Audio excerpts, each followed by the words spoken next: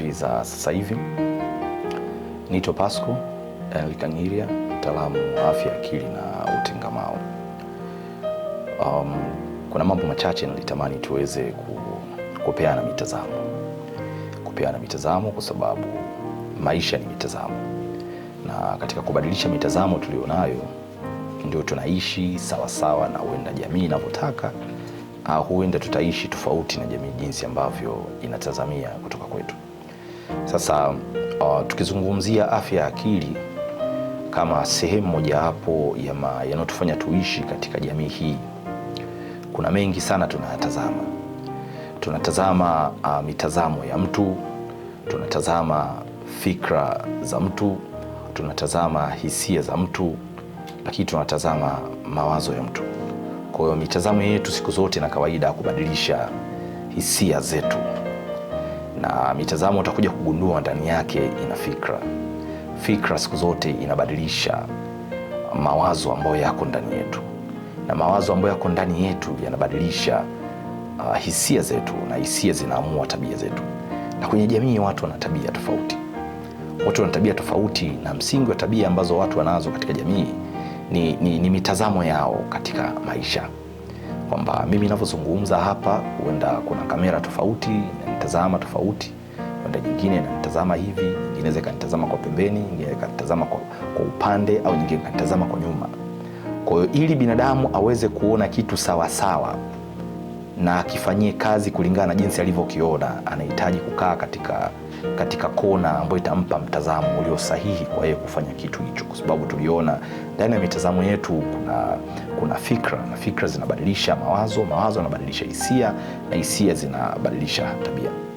Sasa tunaishi kwenye jamii ambayo ina mambo mengi, tunasema dunia yenye heka, na inatamani kila siku itushirikishe kwenye mambo yake. Inatamani kila siku tuwajibike kulingana na dunia inataka nini katika maisha yetu, na inapelekea sio watu wote wanaweza kumudu hizo heka za dunia za kutamani mitazamo fulani tuifahamu na iwe sehemu ya maisha yetu.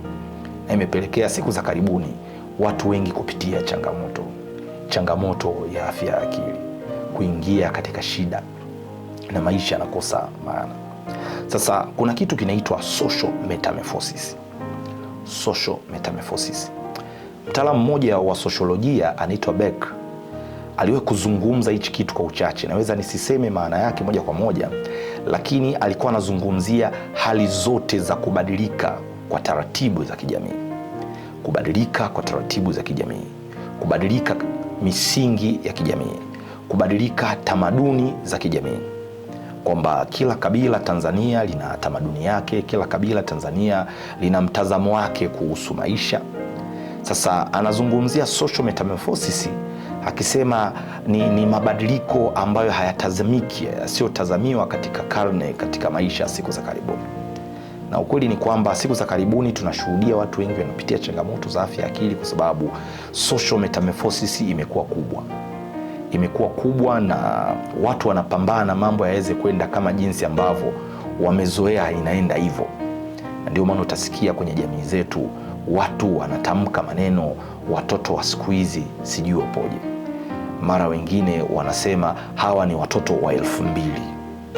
Na sisi tutaka tuamini watu wote ambao wanasema hawa ni watoto wa 2000, hawa ni watoto wa ajabu, watoto wajuaji, ni watu ambao hawaamini kwamba social metamorphosis inaendelea kupiga hatua katika jamii yetu. Mambo yanazidi kubadilika kila siku. Sasa wakati mambo yanazidi kubadilika kila siku, wanajamii hawajui kama kuna mabadiliko. Na katika msawazo huo, katika hali ya kubaki njia panda, kushangaa nini kimetokea katikati yao katika maisha, ndipo ambapo sasa changamoto ya afya ya akili inaanza kunyenyuka, kwa sababu watu wanaishi wakidhani hawa watoto wao ni watoto wa kabila lao. Mpaka anasema enzi zetu tulikuwa tuko hivi, lakini ukija kujiuliza enzi zako za wapi? Kijiji kipi? Huyu mtoto anaishi kwenye hicho kijiji? Enzi zako kule kwenu kijijini ndo watoto walikuwa wanaishi unavyofikiri wewe.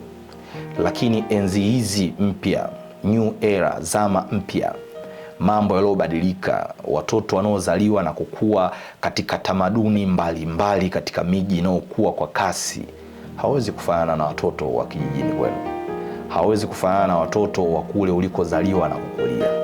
Sasa nazungumza haya ili kuzidi kusaidia changamoto ambayo binafsi naiona hasa kwa wazazi wa siku za karibuni. Kwa kadri ambavyo dunia inazidi kusonga na kujitambulisha katika namna yake, ipo haja kama mzazi na mlezi wa karne hii, wa zama hizi, kujifunza pia hizi ni nyakati mpya. Hizi ni namna mpya zimekuja katika jamii. Ipo haja ya kufahamu hichi kinaendelea katika mazingira gani.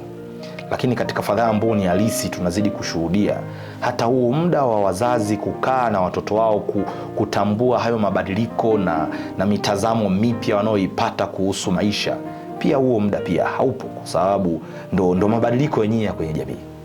Kwa hiyo ile dhana za zamani kwamba mtoto atalelewa na baba yake na mama yake, siku za karibuni tunaishuhudia inazidi kupungua na inapotea kwa kasi sana, na inapelekea changamoto kwenye familia nyingi.